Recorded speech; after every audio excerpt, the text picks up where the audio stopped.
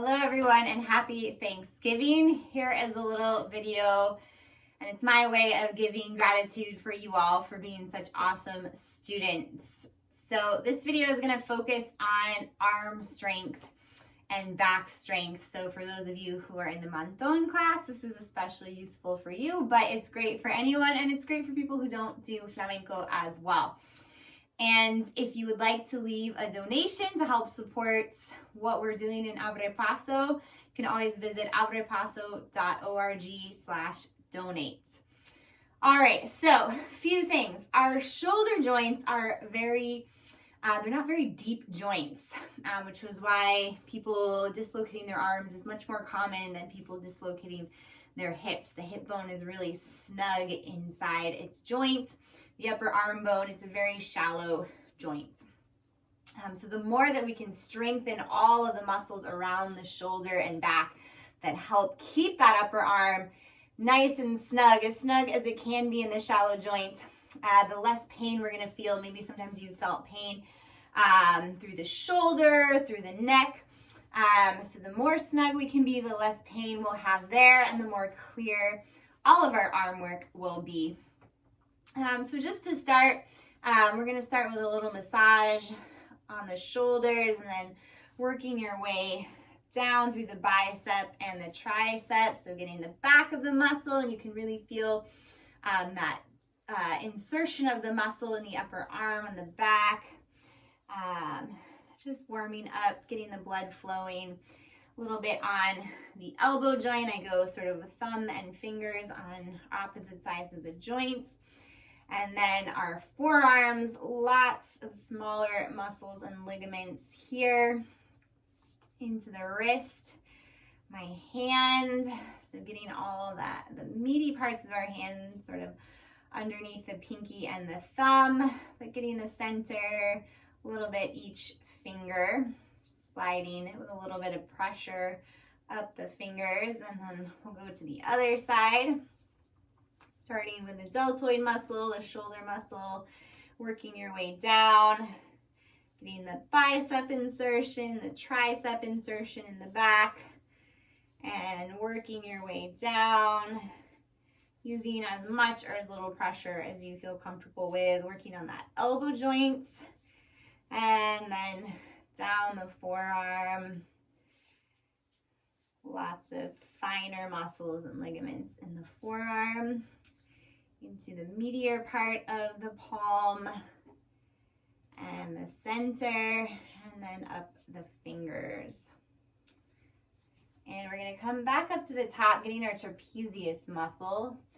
So our trapezius sort of spreads up into our neck and also down into our shoulder blades. So it's very important for pretty much anything you do that involves lifting your shoulders or arms. So we're getting the top first, and then other side. So I start right on the top of the neck here, making circular motions, working my way up the neck, back down. You can let the massaging hands communicate a sense of relaxation and release.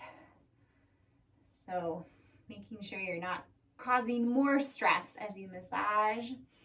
And then you can focus more on where the trapezius connects lower down on the top of the shoulder blade. There's some other muscles there as well. So when we think of how our arms move, we want to remember that our arms start in our back with our shoulder blades and the muscles that attach to the shoulder blades and how our shoulder blades move and are supported on our back ribs. So we're going to start just with some rotations of the various joints. So I'm going to take my arms out on a diagonal. You could stand or sit to do this. I'm going to rotate the full shoulder joints. So it's maybe not the clearest way to say this. I'm rotating my upper arm inside the shoulder joint. So rather than rotating the shoulder cuff itself, the upper arm rotates inside the shoulders, so you don't see any movement in the shoulder joint here. so it's staying still. I want to feel this spiral all the way out to my fingertips. There's often just a little bit further I can spiral towards as I do this. And then I'm going to come to my elbows. We can do them at the same time. Elbow rotation. So first just swinging those elbows, making sure the shoulders are down. And it's really just the elbow joint doing the work. And then we can circle with the elbow joints. And again, make sure you're not moving your shoulders with this. It's as if my upper arm was set on a shelf. Go both directions. Make sure your elbows are at shoulder height. You can always do this in front of a mirror to check yourself. And take the arms down. We're gonna clasp our fingers and just rotate the wrists around. And then with the fingers spread in front of you, we're just gonna spread the fingers as far apart as I can and relax them in. Spread them out and relax. Spread the finger joints and relax. One more time, spread the finger joints and relax. So first thing we're gonna do is I'm gonna slide my arm up my back, and I only want to go as far as I can without changing the angle of my shoulder. And I want the front of my pec or the front of my shoulder joint totally flat. So it's like this clear diagonal runway coming up.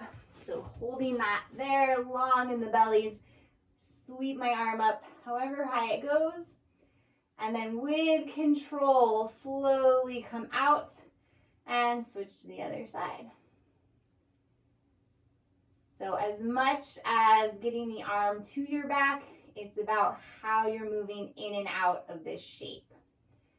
In and out. Reaching the fingers up.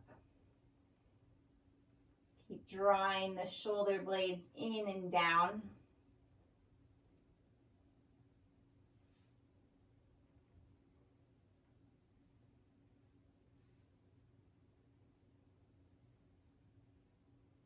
Do a couple more. Remember, slow a few times is worth a lot more than fast without awareness or control.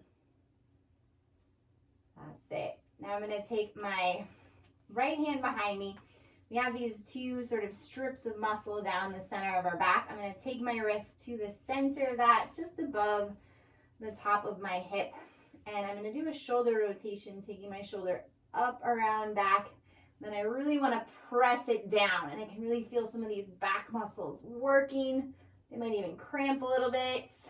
That's okay. And try the other side. So finding that point of leverage for our wrist. Take the shoulder up, around, and then draw those back muscles back and down. And you can do that a few times. I'll just do it one more time each side. Up, around, back, and press down. Pull the shoulder joint down. And other side. That's it. So I really feel this in some of those lower muscles that attach to the bottom part of my shoulder blades. Another exercise here. I'm going to take my arms out to 90-degree angles, and I want them to just be slightly behind my side seam. So ever so slightly, I'm moving I'm folding the shoulder blades towards one another. And in this position, I'm just going to move my fingers up and draw the elbows down towards my sides. This whole time, I want to be drawing the elbows back, so as if they were flat against a wall. Making sure your elbows don't droop forward or pull back. And as you're doing this, see if you can feel the movement of your shoulder blade on your back ribs.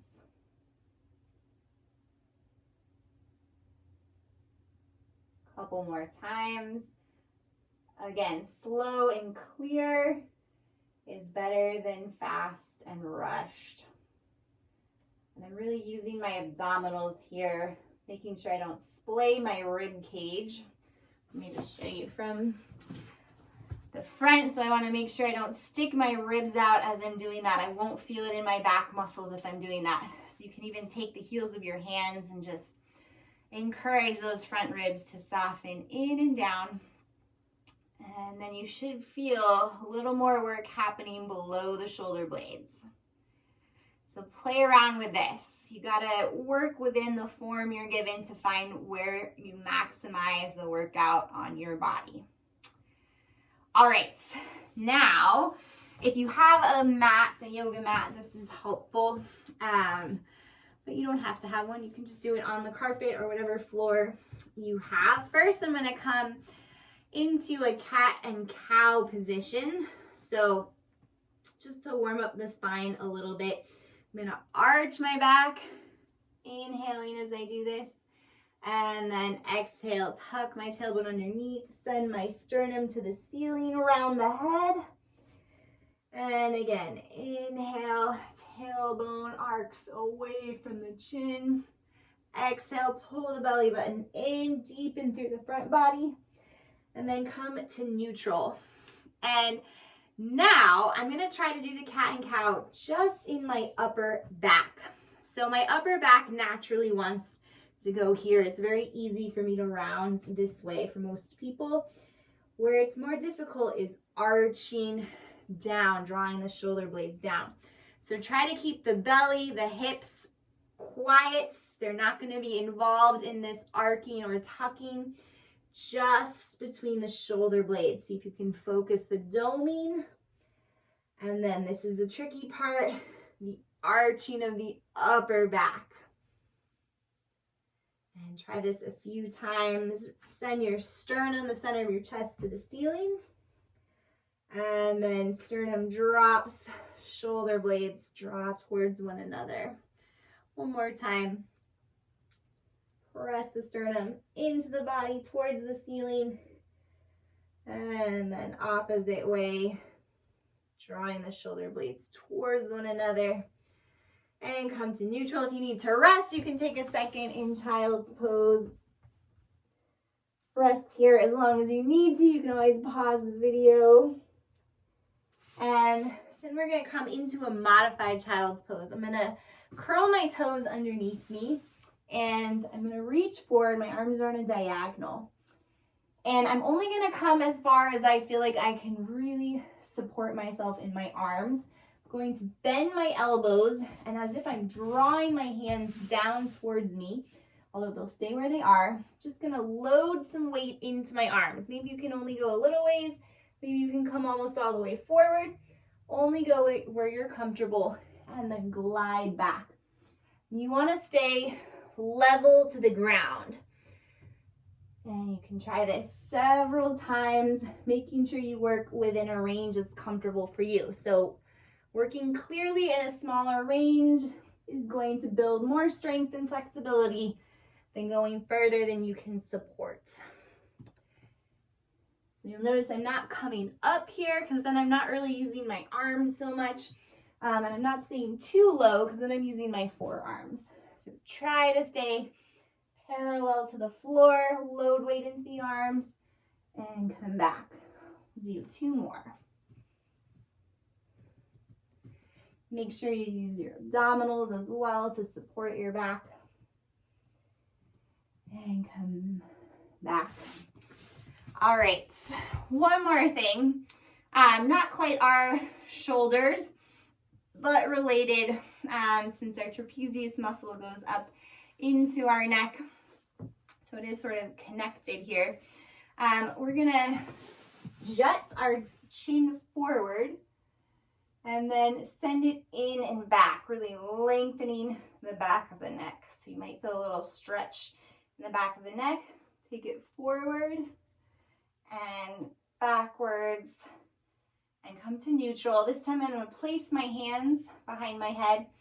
I'm going to push that chin backwards as much as I can, but my hands are pushing against the head. So a little isometric engagement. This will help strengthen the back of the neck and release. And again, send your chin backwards, hands press gently forwards. and you can release. You can also do this to the sides. So I'm gonna press my hand into my head. My head is pressing against the hand. You'll feel some activation in the side of the neck. Try the other side. And let that go. Gently circle your head. Little tiny circles, getting mobility into the very top of the neck where your skull rests at the top of the spine. And go the other way. Imagine you could open up a space right where the head rests on the top of the neck.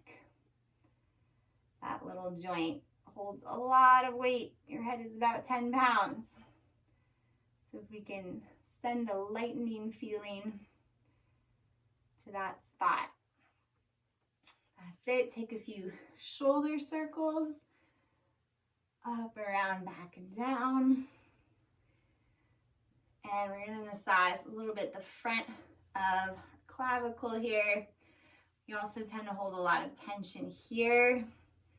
So massaging that can be really helpful. A lot of the small muscles between each rib here in the front, along with our pec muscle. Sometimes there's a lot of tension around our sternum. So just working that out.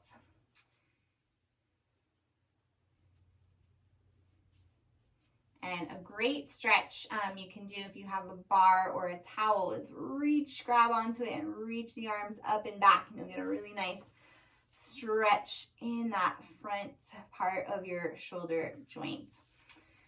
All right, so that's a little bit of shoulder back exercises to help with all of our arm work, or specifically with the manthone as well.